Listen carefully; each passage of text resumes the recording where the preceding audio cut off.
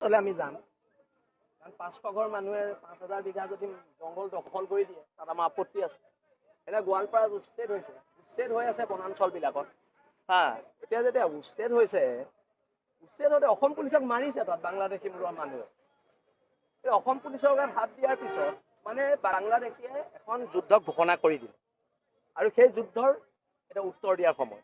আৰু তেওঁলোকে যিহেতু প্ৰথম যুদ্ধ কিন্তু ঘোষণা কৰিছে বাংলাদেশে, অসম পুলিচৰ গাত হাত দি অসম পুলিচৰ মূৰ ফালি দি যুদ্ধ ঘোষণা কৰিছে, আৰু এই যুদ্ধ আমি গ্ৰহণ কৰিছো। আৰু অসমৰ সমূহ খিলঞ্জীয়ানক একত্ৰিত হ'বলৈ আহ্বান জনাইছো। কেৱল ফেচবুকত সীমাবদ্ধ নহয়, ৰাজপথত ওলাব লাগিব, আৰু ৰাজপথত প্ৰয়োজনত হাতত হেংদাং লৈ ওলাব লাগিব।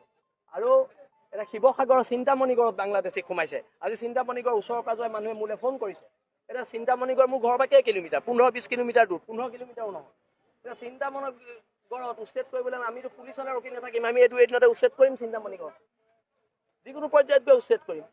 আৰু যিখিনি পুলিচৰ গাত কোপ পৰিলে, বাংলাদেশীৰ হাতৰ যিখিনি কোপ পৰিলে, প্ৰতি কোপৰ বিচাৰ হ'ব, প্ৰতি কোপৰ বিচাৰ হ'ব, আক্ৰমণ হ'লে প্ৰত্যাক্ৰমণ হ'ব।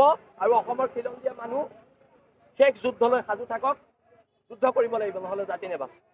সকলো শেষ যুদ্ধলৈ সাজু থাকক। আৰু এটা কথা আমি একদম স্পষ্টকে কৈ দিছো, যে ৰাজনীতিৰ উদ্ধাৰ কথা বতৰা হ'ব লাগিব। বিজেপি, কংগ্ৰেছ সকলোৱে ৰাজনীতি বাদ দি প্ৰথম জাতি ৰক্ষা কৰক, জাতি ৰক্ষা সংগ্ৰামখনত অৱতীৰ্ণ হওক, তাৰপিছত